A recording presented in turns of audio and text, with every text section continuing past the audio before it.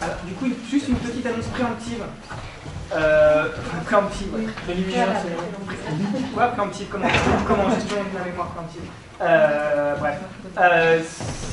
Pour ceux qui ont envie de rester en contact avec tous les autres qui sont ici, on s'est dit avec Michael qu'un bon endroit, c'était la mailing list de jeucode.org, parce que c'est pas Facebook, parce que voilà, il y a des gens qui n'ont pas envie d'aller sur les groupes Facebook, et qu'elle existe, et qu'il y a déjà des gens, et qu'elle est ouverte, et que voilà, c'est une mailing list, donc ça marche sur tout, parce que c'est de l'email.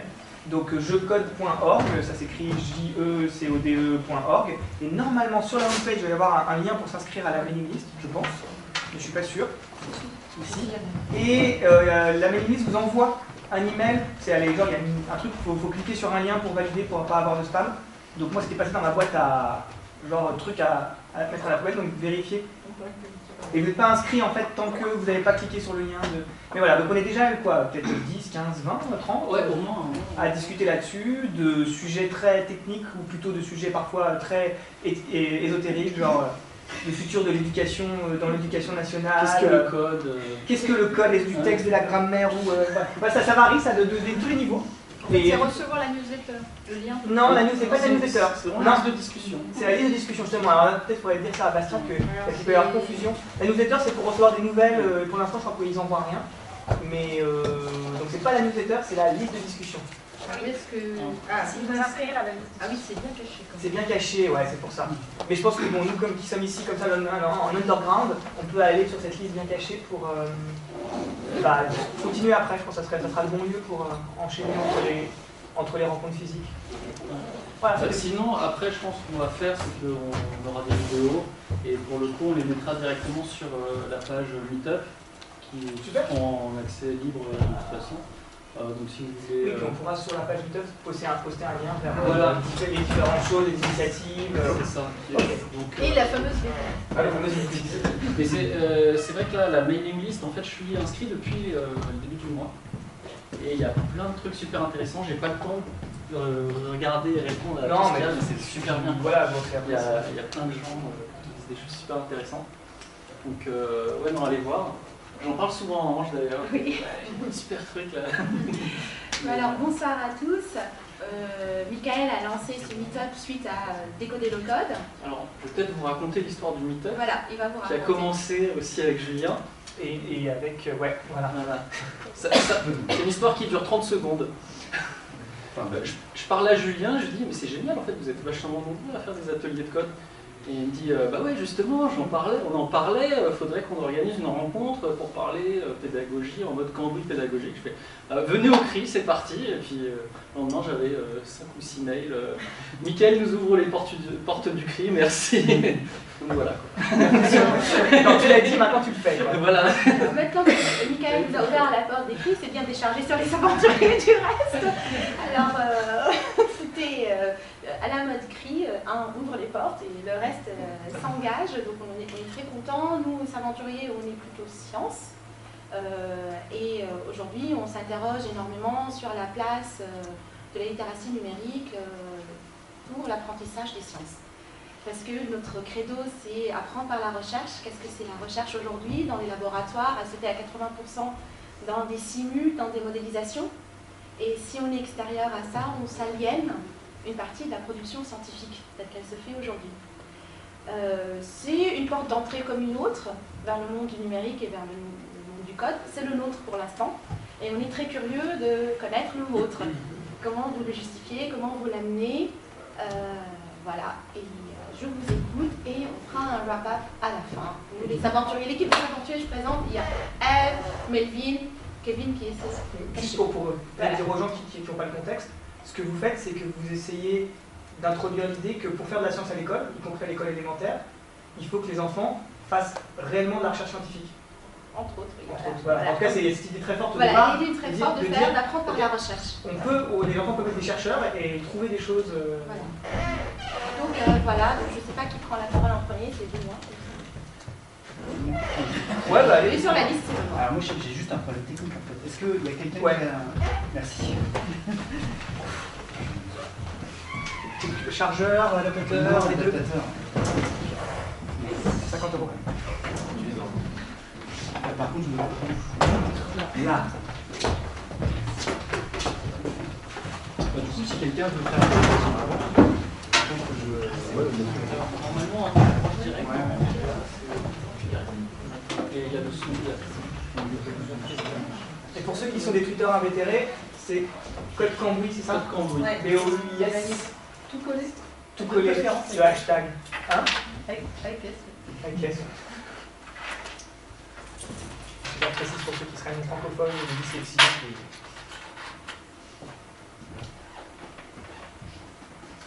Alors, le temps que ça fonctionne, du coup, je suis super content parce qu'effectivement, à l'issue de décoder le code, on discutait un peu avec Julien, je disais que j'étais un peu frustré parce que finalement, on était tous présents et on n'avait pas du tout parlé finalement de ce qu'on faisait, de nos approches pédagogiques diverses. Et c'est suite à ça que voilà, je suis très content d'être ici. Et j'avais une question, est-ce qu'il y a un Benoît Parsi? Est-ce que Benoît Parsi est ici? D'accord, Benoît Parsi, Benoît Pradi. Voilà. C'est du. Alors, est-ce que. Donc pour ne pas vous confondre, vous appelez Benoît P et Benoît P. Voilà, c'est ça. Benko, ça marche. Alors. Pradi avec Y. Avec un Y comme Parsi. Oui, alors, juste vous expliquer, donc moi je suis d'une association qui s'appelle Columbus, je suis venu avec Régis et ensemble on fait des ateliers d'apprentissage de la programmation qui s'appellent les ateliers Tangara. Et donc juste, moi j'étais très très curieux d'échanger avec vous sur ces ateliers parce que, en fait, de ce que j'ai pu voir, il y a beaucoup de gens qui font du Scratch par exemple, beaucoup de gens qui font des choses autour de l'apprentissage par des méthodes assez graphiques en fait. Alors que nous, on est vraiment parti sur une démarche complètement différente parce que peut-être aussi on vise les plus âgés, on vise surtout les collégiens. Mais du coup, alors j'ai bien mis éléments pédagogiques et je ne parlerai vraiment que de pédagogie. Mais du coup, nous, on est plutôt parti du postulat qu'on allait apprendre la programmation par le code et par l'écriture du code. Parce que à l'époque, ça remonte à 2007, le début de Tangara, il y avait déjà Scratch et j'avais déjà regardé un peu ce que ça faisait et en fait ça me semblait finalement assez complexe pour une approche quand même simple, mais qui quand même nécessitait une approche d'un environnement assez complexe et du coup on s'est dit non, on va quand même rester sur l'écriture de code. Et voilà un peu les bases des ateliers Tangara, donc beaucoup de choses que vous connaissez je pense déjà et que vous appliquez vous-même. Mais vraiment partir de l'engouement des jeunes pour l'ordinateur, pour leur apprendre les bases du code, leur montrer l'ordinateur comme un outil, les faire vraiment changer de regard par rapport à l'ordinateur et pas seulement qu'ils soient consommateurs. Et aussi, un truc important, les rendre acteurs d'un projet collectif. Voilà, ça c'était vraiment les bases. Bon, ensuite, compléter la culture numérique et renforcer tout un tas de trucs, la rigueur, la logique. Bon, ça c'est ce qu'on met aussi parce qu'on intervient aussi beaucoup dans les collèges et donc c'est justement aussi là-dessus qu'on travaille beaucoup. Donc juste pour vous expliquer, du coup, on a créé Tangara. Et Tangara, c'est un logiciel qui permet de faire la programmation objet. Et du coup, les gamins écrivent du code et écrivent des commandes qui leur permettent d'utiliser des objets. Donc en fait, on propose une librairie d'objets déjà existants. Et grâce à ça, en fait, ils peuvent faire quand même des choses assez compliquées, donc des petits jeux. Concrètement, ils réalisent des petits jeux de plateforme et même des petits jeux en 3D, puisqu'on a fait des librairies en 3D. Donc, quelques exemples d'objets. Donc on a un premier objet qui est un personnage, qui affiche un personnage à l'écran. En fait, on a vraiment essayé de mettre en place une progression, donc on va vraiment du plus simple au plus compliqué. Donc le plus simple, c'est un objet personnage qui affiche un personnage déjà tout dessiné. Et puis petit à petit, on va arriver à des objets plus compliqués comme les objets animation, où là, c'est eux qui vont dessiner ce qui va être affiché par cet objet-là. Donc concrètement, un petit personnage, un méchant, enfin voilà, tous les trucs nécessaires pour faire un jeu, un décor, etc. Et ces objets vont proposer toute la logique qui permet de gérer les collisions, qui permet de gérer. Alors il y a aussi un objet qui s'appelle promeneur du Pamela qui permet de. Voilà, c'est un petit bonhomme qui tombe, qui peut sauter, etc. Et donc avec finalement une bibliothèque, mais de pas beaucoup d'objets, on arrive petit à petit à leur faire réaliser des petits jeux de plateforme, des trucs comme ça. Juste un mot sur les séances. Donc les séances, elles durent de 1 à 2 heures. Et là aussi, peut-être la particularité de notre approche par rapport à des coding goûtés ou autres, c'est que ça s'inscrit dans la continuité. Du coup, on fait souvent des trucs de plusieurs... on va jusqu'à 18 séances, des fois, Donc ça nous permet aussi de construire une progression qui permet d'arriver justement à ce que je disais, un petit jeu de plateforme, parce que c'est vrai qu'en une séance de 2 heures, c'est dur d'arriver à quelque chose de fini. Donc vraiment, on fait aussi des ateliers d'une séance, parce que maintenant qu'on a un lieu où on accueille le public, on a dû s'adapter aussi et faire des petits, des formats très courts. Ouais. Comment est-ce que tu fragmentes d'une séance à l'autre pour donner aux enfants pour pas qu'on dise ok je fais un truc, pour que chaque chose soit. Comment tu fragmentes? Alors on a essayé d'organiser chaque séance pour qu'elle soit ludique et que chaque séance ait un but elle-même en fait. Donc chaque séance, à l'issue de chaque séance, les gamins réalisent soit un petit jeu, soit une petite animation, un truc vraiment concret, parce que bien sûr le but c'est de rester très concret, très ludique. Donc à chaque fois, en fait, chaque séance, on introduit une notion de plus. Ça peut être soit un objet, ça peut être soit les fonctions, soit les variables. Enfin voilà, on peut aller jusqu'à des choses comme ça. Mais tout de suite, on met en pratique. Et vraiment, l'objectif de chaque séance, c'est de faire quelque chose de concret et de ludique. Mais du coup, les enfants, ils commencent à telle date, par exemple, et si quelqu'un débarque en plein milieu, c'est un peu dur. On gère les absences. C'est très intéressant d'avoir des gamins absents parce que quand ils reviennent la fois d'après, en fait, on demande aux autres d'expliquer ce qu'ils ont fait. Ça, c'est génial parce que du coup, ils s'approprient ce qu'ils ont eu comme cours. Mais oui, un gamin qui arrive au bout de 4 séances. Alors on l'a parce que là encore, maintenant, on organise un atelier avec des gamins du quartier. On n'a plus la rigueur du collège, donc il y a des gamins qui arrivent, qui partent. Mais du coup, on suit des parcours parallèles. On n'arrive pas à faire rattraper très rapidement le train en marche. Donc on est un peu oublié, on a un peu cette complexité. Nous on est vraiment parti sur un format de plusieurs séances qui se suivent. Ce que je voulais dire aussi par rapport aux séances, c'est qu'on a fait un travail de rédaction de toutes les séances et qui sont libres de droit comme le logiciel, tout simplement parce qu'en fait il y a pas mal de ces ateliers qui sont animés par des étudiants en informatique. Et ça, on a constaté que c'était un truc super, parce qu'au départ c'est nous-mêmes qui les animions. Alors on continue de les animer parce qu'on aime beaucoup ça, et voilà, mais en fait quand c'est un jeune qui anime ce truc-là, le courant passe d'autant plus, en fait, parce qu'ils ont une culture commune, ils parlent de Pokémon, de machin, de trucs, que moi je ne peux pas. Et du coup, vraiment, on a trouvé que c'était un truc super, d'autant plus que les étudiants eux-mêmes ont adoré ça, et adorent ça parce qu'en fait c'est un moyen aussi de valoriser qu'ils font et ce qu'ils apprennent. Et au début, on avait vraiment beaucoup de mal à trouver des étudiants qui soient en plus ouverts sur autre chose que l'informatique. Et maintenant, de plus en plus, on trouve, parce qu'en plus, ça commence à se connaître un petit peu, on trouve des candidats et à chaque fois, ça se passe super bien parce que vraiment, c'est un moyen pour eux aussi de sortir aussi de simplement le code. Oui. Et quels sont les profs qui vous demandent de venir? Ce sont les profs de techno essentiellement? Ou est-ce que ça peut être aussi d'autres profs qui viennent pour un projet interdisciplinaire, je sais pas, un prof de français qui veut travailler sur la fabrication d'un jeu pour faire comprendre l'Iliade et les personnages de l'Odyssée. On pourrait imaginer qu'il fasse intervenir un programmateur pour créer un petit jeu autour de ça. Ou est-ce que c'est essentiellement encore la techno? On a eu tous les cas de figure. On a eu la prof d'espagnol, parce qu'on a fait, on ne fait pas que des jeux, ils peuvent réaliser avec Tangarin un logiciel de chat. Et comme on avait des contacts en Espagne, ils ont fait aussi un logiciel de chat de leur côté, ils ont chatté en fait avec le logiciel qu'ils avaient créé eux-mêmes. Donc ça c'est génial, ils ont pu faire un échange culturel, d'où le lien avec le prof d'espagnol. Après, au fur et à mesure des années, on s'est aperçu que pour avoir une régularité d'une année sur l'autre, c'est souvent les profs techno effectivement qui étaient les plus qui accrochaient le plus avec le domaine, le sujet. Et oui, de plus en plus maintenant, c'est des profs de techno qu'on a en face. Et ça se fait souvent, alors pas toujours, mais souvent dans la troisième, où il y a une option de découverte professionnelle aussi. Donc là, carrément, on a le créneau qui est tout trouvé. Mais pas toujours, ça peut être aussi hors temps scolaire dans le collège. Il y a aussi eu des collèges où on n'avait pas de correspondant de prof correspondant, c'était avec le principal directement. Pardon, oui, on touche une question aussi. Juste pour dire, donc première partie, on apprend la programmation, donc sur Tangara, donc on apprend les objets, etc. Éventuellement, on en profite pour faire de la découverte professionnelle justement, mais ça c'est pas obligé. Et surtout après, on passe à la phase de réalisation d'un logiciel. Et donc là, c'est super intéressant aussi, c'est un projet de groupe. Et donc on aborde des thématiques de gestion d'un planning, gestion d'un groupe, répartition des tâches, etc. Et bien sûr, la restitution est très importante, au cours de laquelle c'est facile parce qu'il y a un truc à montrer, en fait, les gamins peuvent présenter leurs travaux.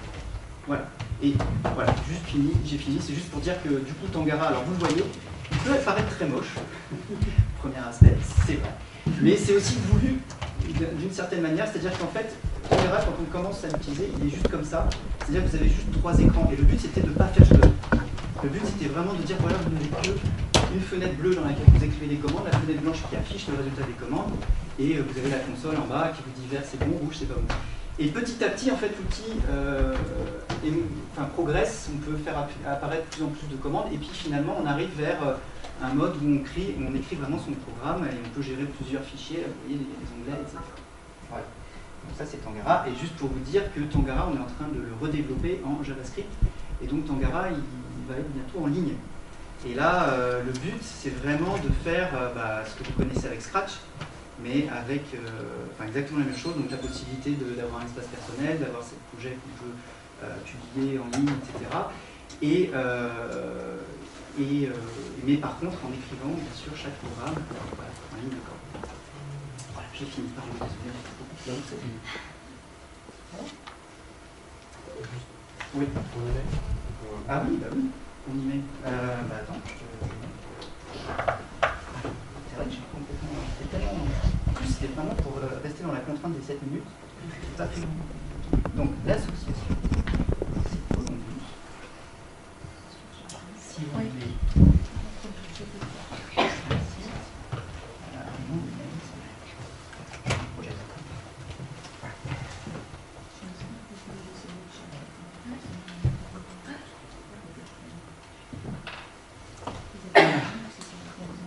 Tangara, c'est le site, alors le deuxième c'est le site, et voilà mon email.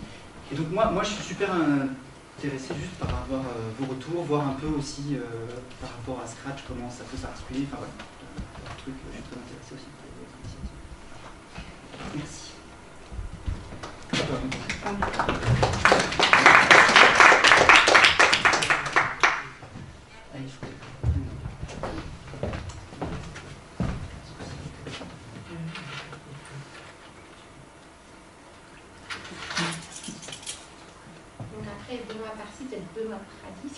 C'est l'inverse. Ah non, c'est l'inverse. Ah, c'est l'inverse. Je suis la de Michael. Une chance sur 2. Ah, c'est ça en fait. Bah, c'est bon, on n'en prendra pas nombre à vie. Alors, moi j'ai pas travaillé de présentation, alors vous m'en excuserez. C'est la bonne franquette. En fait, j'ai un blog sur lequel j'ai tout. Enfin, j'essaye de tout mettre. Ce que je fais d'intéressant en tout cas.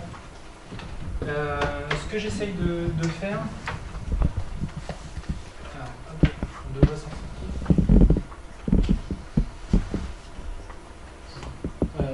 Ce que j'essaye de faire en fait, c'est des ateliers de programmation qui tournent autour des Lego Mindstorm.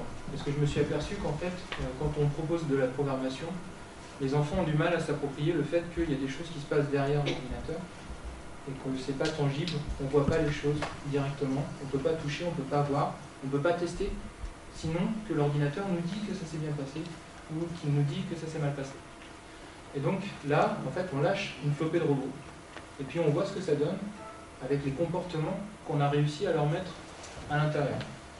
Donc là, vous me voyez avec des piou-piou qui ont programmé des robots. Donc j'ai acheté 6 ordinateurs, j'ai 6 kits Lego Mindstorm, plus tout un tas de capteurs et de choses comme ça. Et en fait, j'utilise un dérivé de Scratch, qui utilise Scratch en fait en front-end, donc pour l'interface graphique, et qui a un petit peu de glue code derrière, enfin de code de transcription du Java, développé en fait grâce à l'interface, qui va me permettre de renvoyer ce Java code directement dans le cerveau du robot. Et ce qui fait que les enfants développent avec Scratch, donc tous, à chaque fois qu'ils arrivent avec de l'expérience de Scratch, en fait ils peuvent le réinvestir directement. Et on le met dans le robot. Et après, qu'est-ce qu'on fait? On teste directement. Ils sont jeunes, là, les enfants, ils ont quel âge? J'ai en général entre 6 et 12. Et je En général, soit je demande à une maman de rester avec moi, et j'ai 12 enfants. J'ai 6 postes. Donc on fait des ateliers avec des binômes, ce qui leur permet de papoter, discuter, réfléchir ensemble, travailler en groupe, enfin au moins en groupe de 2. Parce qu'après, 3 ou 4 en général, c'est plus compliqué. Donc ils peuvent se poser des questions, réfléchir. Et puis après, ils lèvent la main. Et puis au fur et à mesure, on répond aux questions. S'il y a une question qui est intéressante, qui intéresse le groupe, on réunit le groupe, on papote autour. Voilà. Et ce qui fait qu'on fait plein de maths, on fait plein de physique. On peut faire un peu de chimie, on peut faire de l'électronique, on peut faire tout un tas de concepts. De chimie. Ouais, de chimie, on peut faire de la physique moléculaire, des choses comme ça. On peut tester la température de fusion de la glace. On peut faire plein de trucs. Moi j'ai plein de capteurs. Donc voilà. Pour l'instant, j'ai pas encore testé la chimie, mais on peut. Je réfléchis à ça. La biochimie, comment faire de la levure de pain, voir les choses bloutées à l'intérieur d'un verre, ça peut être sympa. Produire de la respiration végétale et voir un peu la production de CO2, on peut faire des choses comme ça. Et ce qu'on peut faire en fait là, ce que je fais, c'est qu'en 2 heures globalement, la première heure, on fait un robot danseur. Donc il va devant, il va derrière, il tourne sur lui-même, il actionne un bras pour faire coucou, des choses comme ça. Et puis la deuxième heure, en fait, les enfants décident ce qu'ils veulent faire de plus. Quel est le truc qu'on veut faire en plus? Alors des fois, on a des comportements d'évitement des obstacles, des fois, j'ai eu un enfant qui avait envie qu'on touche les murs. Donc le comportement d'évitement des obstacles était en fait sur la palpation du mur. Donc on a palpé les murs, donc on avait des robots canadiennes qui palpaient les murs. Et puis la première fois qu'ils se sont, pris un coin, en fait, on a réfléchi pourquoi le robot il butait et il ne comprenait pas pourquoi il y avait un coin. Donc après on a essayé de voir comment on aurait pu faire avec 2 capteurs pour tester devant et puis tester sur le côté. Et on travaillait comme ça. Donc ça permet de faire plein de choses intéressantes. Donc là, ces ateliers-là, ils durent 2 heures, c'est ça? Ouais, voilà, ces ateliers-là, ils durent 2 heures. Alors je crois que j'ai mis j'ai dû mettre... Voilà. Dans quel contexte? Ça se fait en fait soit dans des bibliothèques. Il y a des gens qui me trouvent soit par Coding Goûter, soit parce que je fais partie d'Academia, qui est une initiative mondiale qui s'occupe d'essayer d'évangéliser un peu autrement en sciences. Et donc il y a plusieurs façons d'arriver jusqu'à moi, et puis voilà quoi. Donc là, j'ai eu la chance avec Pantin de faire 6 ateliers d'un coup. Et donc j'ai pu me faire payer. C'était assez pas mal. Jusqu'à présent, j'étais bénévole, donc c'est sympa de jouer avec mes Legos, avec les enfants, mes Legos de grands avec les enfants. Mais à un moment ou à un autre, il a bien fallu que je passe un peu à la vitesse supérieure. Donc quand on achète 6 ordinateurs, c'est un coût, et voilà. Donc j'ai réussi à me faire rembourser entre guillemets mes PC, donc c'était sympa. Mais pas les Legos. Ah mais les Legos c'est les miens, donc je m'en fiche. Voilà, c'est mes miens. Ça amortit. Ouais, ils sont amortis. Est-ce que à chaque fois, est-ce que tu as eu des gamins qui sont revenus à 2 séances? En fait oui, ouais. Il y a des enfants qui sont revenus à une deuxième séance, mais en fait moi j'ai pas de suivi. J'ai pas appréhendé ça, justement je suis intéressé de papoter autour de ça, parce qu'en fait je fais que de l'initiation. Et quand je viens sur les coding goûtés, parce qu'il m'arrive aussi de faire des coding goûtés, en fait j'amène mes Legos, et puis les enfants ils construisent des robots, et puis on trouve des moyens de les programmer, et voilà. Mais c'est beaucoup plus informel. Excusez-moi, juste une petite remarque sur les questions. On va essayer de faire le minimum de questions. Le but étant que chacun puisse décrire ce qu'il fait et justement qu'on ait plein de questions après pour la deuxième partie de soirée et qu'on puisse discuter. J'ai compris. Mais j'ai à peu près délivré le message de base. Merci beaucoup.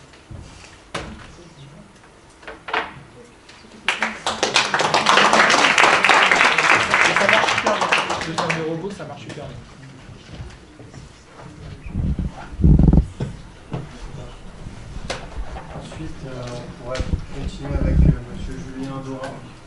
Monsieur est là. Monsieur est droit. Tu vas parler avec je m'assois quelque chose. Donc c'est les coding goûtés qui vont parler. Nous, on n'est que des marionnettes. À travers nous, c'est tout l'esprit coding goûté qui parle.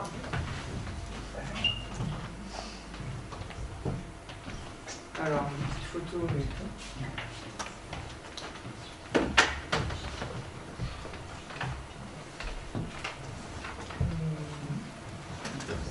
Coding goûté, Ouais, coding goûté, ouais. Ah, on attend à remonter. Bon, bah alors c'est pas grave, on va voir les photos plus tard. Tu veux bien? Tu veux bien? Non, non, mais bah, c'est des photos dessus. Et ça va, c'est vraiment des démarrer.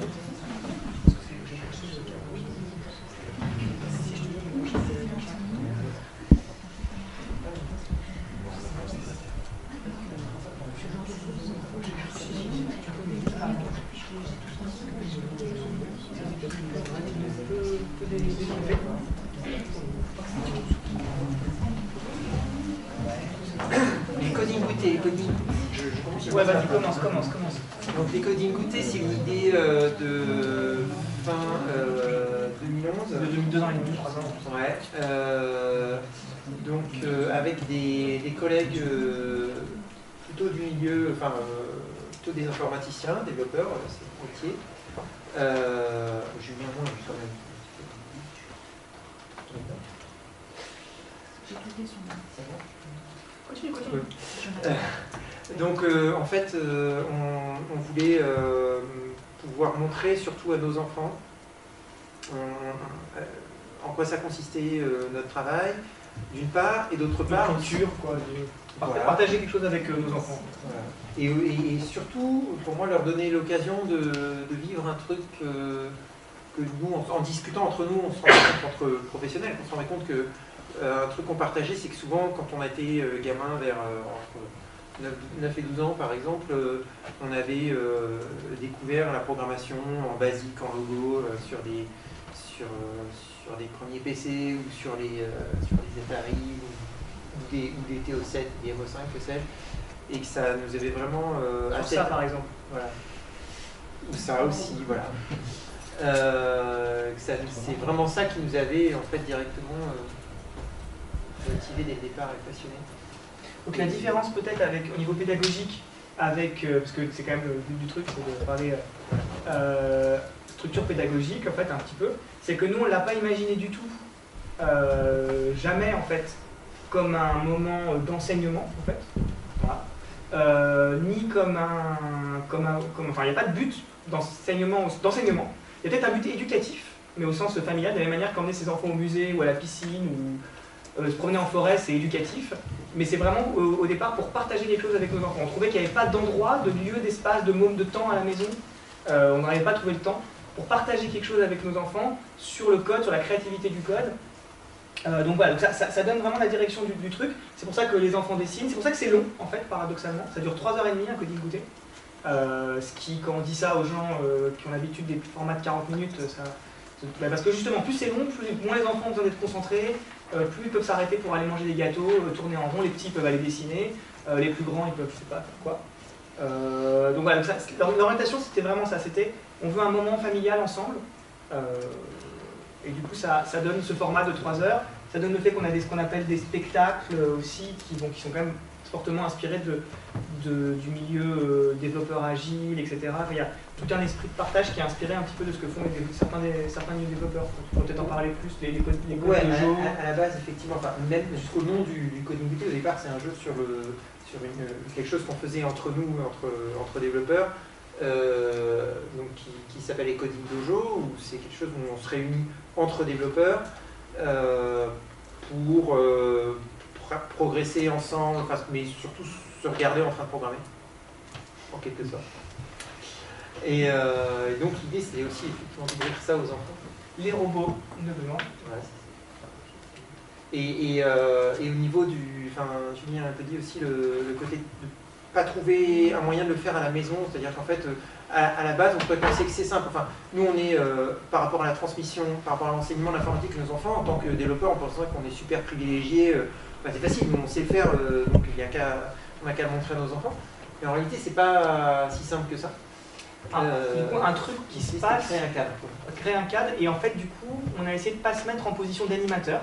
On nous demande souvent mais qui c'est qui va animer, est-ce qu'il y a un animateur, etc.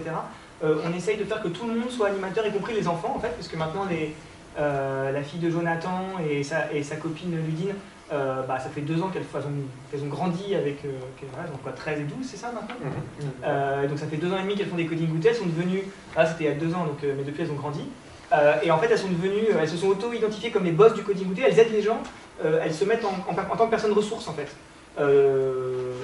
Donc les enfants sont en capacité dans un coding goûter naturellement de se mettre en personne ressource, parce qu'on a toujours en tête de dire attention, il n'y a pas d'animateur, les adultes apprennent, les enfants apprennent aux adultes. Là c'est mon petit frère et mon neveu qui du coup essaient de comprendre Scratch, et du coup il y avait Emma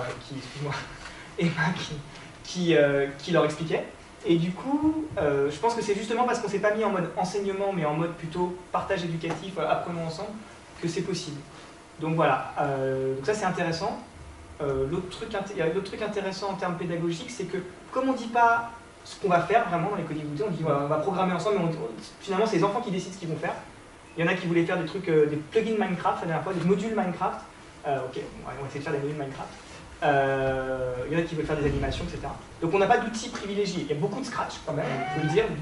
Pour la prise en main, il y a voilà. de... Mais en fait, on a fait à Montréal, ils ont fait d'OpenSCAD, c'est-à-dire de la 3D programmée pour faire des petites bagues et des choses comme ça, imprimables en 3D.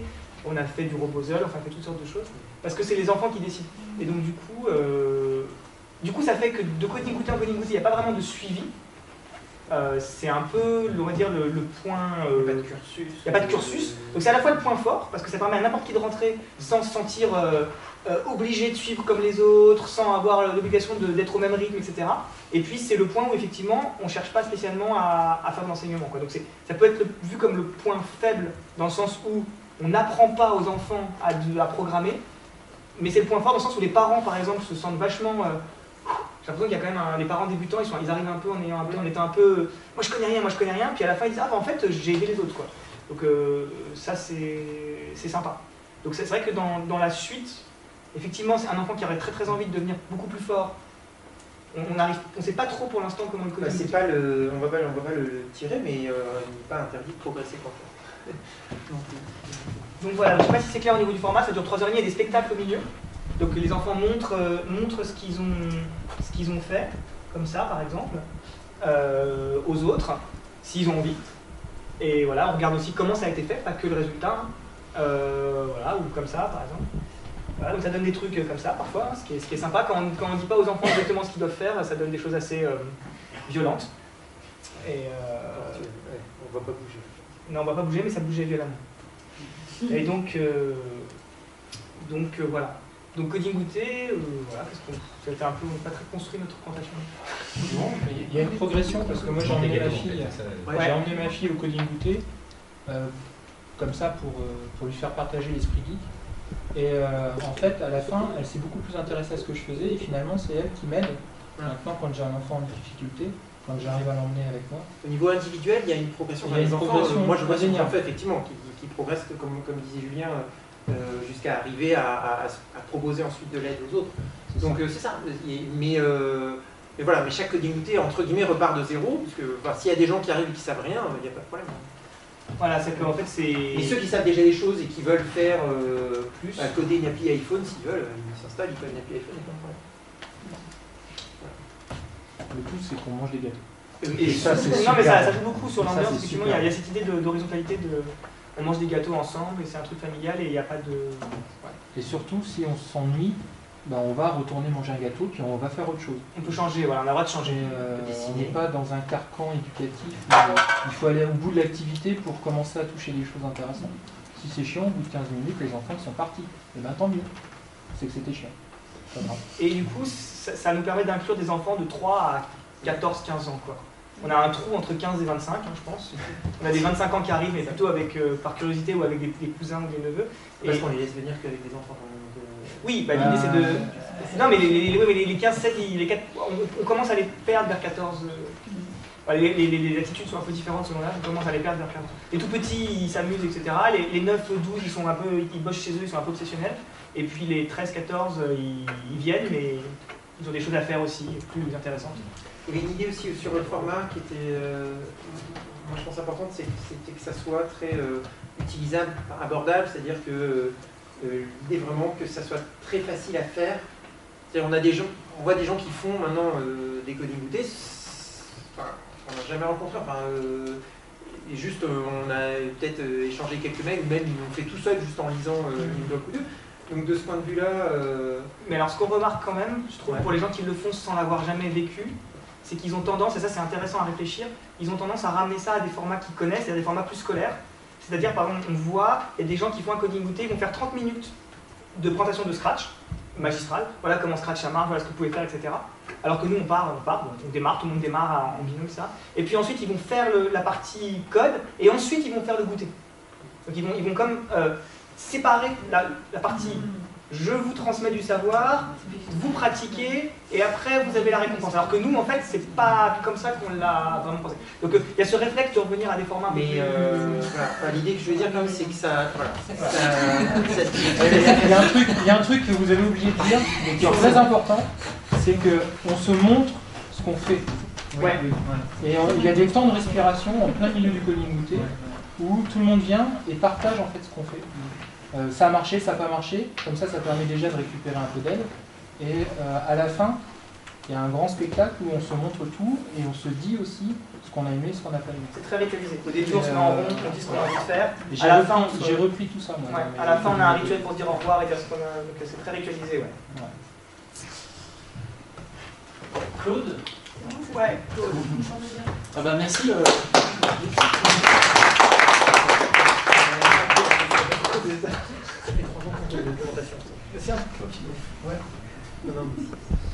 Bonsoir déjà.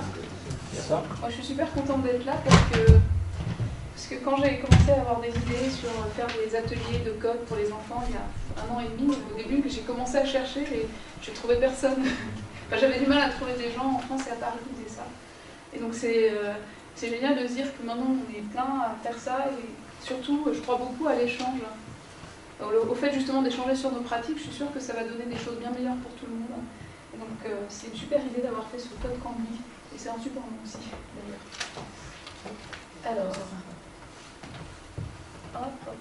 normalement, j'ai préparé une petite presse. Donc, elle vaut ce qu'elle vaut. Je me suis dit, ce qui est intéressant, c'est de partager sur la pédagogie. Donc, il y a plein de choses que je ne dis pas. Donc, mais je pense que vous me poserez des questions. Et puis, je pense que j'agrémenterai aussi en parlant. Donc, moi, c'est Magic Makers.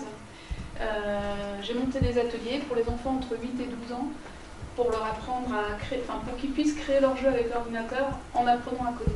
Donc toute l'idée est là, hein, c'est vraiment les enfants, ils ne viennent pas tellement pour apprendre à coder, les parents peuvent les inscrire pour qu'ils apprennent à coder, les enfants ils viennent parce qu'ils ont envie de créer leur jeu. Et toute l'alchimie c'est ça, c'est que tout le temps ils sont sur ce qu'ils ont envie de faire, le projet qu'ils ont envie de faire et pourquoi, et du coup coder c'est un moyen, et ils en ont besoin donc ils apprennent. Et enfin, toute la pédagogie, en tout cas, que j'ai, elle repose vraiment là-dessus. Donc les formats, on a vu 1 heure, 2 heures, moi c'est 1 heure et demie par semaine. Par contre, moi je suis vraiment partie assez rapidement sur l'idée que je connais des gens qui ont appris à coder tout seuls, il y en a plein et qui sont ici d'ailleurs aussi. Je trouve que c'est compliqué, que c'est un vrai sujet en tant que tel, donc je me suis vraiment toujours dit depuis le début, il faut être accompagné surtout à 8-10 ans, c'est encore jeune. D'ailleurs, j'ai fait le test avec mes enfants, la première fois que j'ai découvert Scratch, je leur ai montré, ils ont trouvé ça cool, et puis ils ont plus refait parce qu'ils ne savaient pas comment continuer. Donc je me suis dit, il y a besoin d'encadrer et de le faire dans la durée. Ça prend du temps aussi, parce qu'il y a des concepts qu'il faut s'approprier, il faut de la pratique. Donc tout ça prend du temps. Donc l'idée c'était ça, 1 heure et demie toutes les semaines, avec du coup un cursus pédagogique à penser pour rester très centré sur ce que l'enfant a envie de faire, mais quand même l'aider à progresser et l'amener à découvrir des choses de plus en plus complexes. Donc je suis sur un format de 9 enfants entre 8 et 12 ans, avec un animateur pour 9 enfants. Donc ça m'arrive d'en avoir plus. Je trouve qu'à 10-12, ça commence à être compliqué pour bien avoir un bon rapport avec chaque enfant en fait. Et répondre à ses attentes et pas en laisser un sur le bord de la route. Je fais des variantes avec des stages de 5 demi-journées, j'en ai fait un là justement pendant la première semaine des vacances, ça marche aussi très très bien. 5 demi-journées de 3 heures. Ils arrivent à faire leur premier jeu, vraiment sympa. Enfin, il y a un vrai effet, je passe un cap. La philosophie, enfin vraiment, donc on parlait tout à l'heure animateur, pas animateur. Clairement, là, on est dans un modèle où l'animateur, c'est pas un prof, c'est un facilitateur. Il est là pour accompagner les enfants, c'est eux qui doivent trouver la solution. Il n'est pas là pour la leur donner, il est là pour les aider à la trouver eux-mêmes. En tout cas, c'est vraiment comme ça qu'on essaye de le faire. Il y a aussi toute la posture, c'est pas toujours, d'ailleurs on ne sait pas toujours tout, donc quand on ne sait pas, on va chercher ensemble, ou carrément mieux, on va demander s'il n'y a pas un autre enfant qui a la réponse, et c'est l'autre enfant qui va lui expliquer, qui va l'aider. C'est super valorisant pour celui qui explique, et ils s'expliquent aussi beaucoup mieux entre eux. Enfin, ça, il y en a d'autres qui l'ont dit tout à l'heure, c'est vraiment... là, dans mon stage la semaine dernière, j'avais un grand qui vient tous les samedis, et qui est super mordu, qui est super fort. Et ben n'empêche que grâce à lui, à la fin, tout le monde faisait des super jeux parce qu'il leur a montré plein de trucs que même moi je ne savais pas faire. Ça a super bien fonctionné. Se tromper est une façon de trouver la solution. De toute façon, il n'y a pas de bonne réponse puisqu'on est sur un contexte où ce qu'on va leur proposer, c'est de faire leur jeu, ce qu'ils ont envie de faire. Donc ils ne sont pas en train de trouver la solution à un exercice, ils sont en train d'avoir une idée et d'essayer de la faire. Et puis s'ils font pas, au début ils vont faire des codes compliqués, c'est pas grave. À partir du moment où ils ont trouvé une solution, c'est génial. Après on leur montrera où ils comprendront tout seuls des façons peut-être un peu plus élégantes de faire la chose. Le déroulé type d'une séance. Alors on va retrouver des trucs, c'est intéressant d'ailleurs de voir ce qu'on retrouve entre les différentes méthodes. Bon, il y a toute une partie de rituel, d'accueil, comment ça va, est-ce que vous avez fait la dernière fois, qu'est-ce que vous avez aimé la dernière fois, c'est super important, qu'est-ce que vous n'avez pas aimé, qu'est-ce que vous n'avez pas compris. Il y a une partie souvent d'échange et de réflexion en commun, c'est-à-dire on va réfléchir sur un sujet, soit ce qu'on a fait la dernière fois, soit des fois on va faire des espèces de petits jeux où ils vont écrire au tableau des mots sur un sujet. Par exemple, j'ai fait ça dans le stage sur les jeux vidéo. C'est quoi un jeu vidéo? Ils écrivent tous un mot, puis après on barre les mots qu'on ne trouve pas pertinents, on souligne ceux qu'on trouve pertinents. Enfin, ça fait sortir des choses en fait. Voilà, donc c'est réfléchir ensemble, pas forcément sur comment on fait, mais plutôt sur des idées autour de la programmation qui vont les aider. Il y a aussi de la réflexion personnelle. L'idée, c'est de leur faire à certains moments. On leur dit là, vous êtes plus sur l'ordinateur, je vous pose une question. Réfléchissez à ce que vous avez envie de faire, ou qu'est-ce qui a été compliqué aujourd'hui. Donc il y a une question, et ils doivent se poser, et ils doivent écrire. Et ça permet aussi de poser, c'est pas de poser la réflexion, c'est de mieux comprendre quelque part, parce qu'on se le verbalise à soi-même, on l'écrit, donc on progresse dans la compréhension. Quelque chose qu'on avait compris de façon indistincte, on le comprend mieux. Je sais pas si je suis très claire. Après, donc, tout ça, ça prend pas tant de temps que ça. Hein. Le gros de l'atelier, ça va être de la pratique, c'est-à-dire on va leur donner un objectif, en général très libre, mais un cadre minimal pour stimuler la créativité, et ils vont faire de la pratique. Donc il y a quand même un temps pour leur expliquer l'objectif. Et ce que j'ai fait au début, j'avais tendance à expliquer comment faire tel truc. J'ai arrêté parce que ça ne les intéresse pas à ce moment-là. Donc je leur montre des exemples de ce qu'on pourrait faire, de ce que ça peut donner. Surtout quand ils sont 8-12 ans, ils sont quand même assez jeunes. Parfois, je leur montre des trucs très simples pour ne pas brider la créativité, pour pas qu'ils fassent tous la même chose, mais quand même, je leur montre un peu ce qui est possible. Qu'est-ce qui bride la créativité en fait, par exemple? Par exemple, typiquement, on a un sujet d'atelier, ça va être on va faire une histoire aujourd'hui. Et je leur montre des histoires ultra simples, juste pour leur montrer ce qu'on peut faire avec Scratch. Et après, je leur donne l'exemple de code écrit s'ils veulent s'y référer. Par contre, si tu leur donnes un truc trop compliqué, ils vont te refaire la même chose. Tu montres une petite histoire et tu leur donnes imprimer, par exemple, un peu comme la fiche de Martin, là, les blocs qu'ils pourraient utiliser pour faire. Ouais. Qui peuvent recopier. Ouais, au début je le faisais pas parce que je me disais il faut qu'ils trouvent. En fait, surtout au début, il y a vraiment une phase au début où ils tâtonnent, ils appréhendent, etc. Et avoir des exemples super simples de comment je fais un truc, ça les aide. Il y en a qui vont le recopier bêtement, il y en a qui vont juste prendre le truc, qui ont vite compris, qui vont vite prendre le truc. Enfin, chacun le fait à sa manière. Et derrière, il y en a qui l'utilisent pas du tout. Donc c'est vraiment, d'ailleurs, tout est très très libre, c'est juste des outils. Et à chacun de prendre un peu l'outil qui lui convient mieux au bon moment. Par contre, j'ai constaté que ça en aidait certains à faire ça. Ouais. Tu utilises les cartes de Scratch? Pas tant que ça en fait. J'ai essayé au début, mais en fait j'ai remplacé ça par au début, la première session typiquement ou la deuxième, c'est une démo. Et donc je prends 5 minutes où je montre 2-3 trucs très simples et après je les laisse trépatouiller. Et ça marche mieux que... J'ai pas trouvé ça, mais je sais qu'il y en a qui les utilisent, les scratch cards. Vous voyez ce que c'est, les scratch cards? C'est des petites cartes avec des exemples justement de code pour faire tel truc. C'est un peu de carte physique. Tu les imprimes, tu les télécharges sur Internet, tu les imprimes, tu les découpes et tu peux effectivement les... tutoriaux en fait. Nous, on les a refait pour One Shot. Ouais. le logiciel là, pour, avec le front-end de Scratch. C'est un Team que tu utilises, c'est ça? Ouais.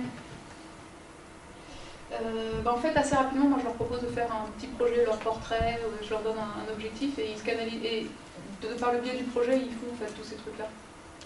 À peu près. Je mixe avec aussi, je peux avoir des activités débranchées. Je parlais tout à l'heure d'activités où on écrit des choses, des jeux de rôle. Le jeu de rôle où on se met à la place du lutin, on écrit un langage, on le pilote et les yeux bandés. Alors ça, c'est extraordinaire pour comprendre ce que c'est qu'une série d'instructions et comprendre que c'est ça qu'on fait avec l'ordinateur. Donc il y a plein d'activités débranchées, j'en utilise un certain nombre. Je leur cherche des nouvelles parce que c'est aussi super important de faire la relation entre ce qu'on va faire avec l'ordinateur et ce qu'on fait dans la vraie vie. Et donc quand on fait d'abord une activité débranchée et après on passe sur l'ordinateur, ça fait aussi des connexions, ça fait voir les choses autrement en fait. Donc le temps libre, et le truc très très important, c'est l'élément, c'est le partage. C'est-à-dire qu'à la fin, chacun va montrer ce qu'il a fait. Donc on regarde le résultat, c'est super gratifiant, on regarde comment c'est fait, donc on apprend des choses au passage, on échange. Enfin, il y a vraiment ce temps incompressif, ça prend bien 20 minutes à la fin, d'où le format de 1 heure et demie. Du coup, c'est 1 heure et demie, c'est ça, 20 minutes. Ouais. Si tu, juste pour donner un... Alors en réalité, là c'est... Enfin... attends, je vais passer à la suivante. Ça va peut-être être plus simple. En fait, le déroulé type, si tu veux, j'adapte séance par séance. Je vais passer plus de temps sur un ou sur l'autre et je vais avoir en fonction de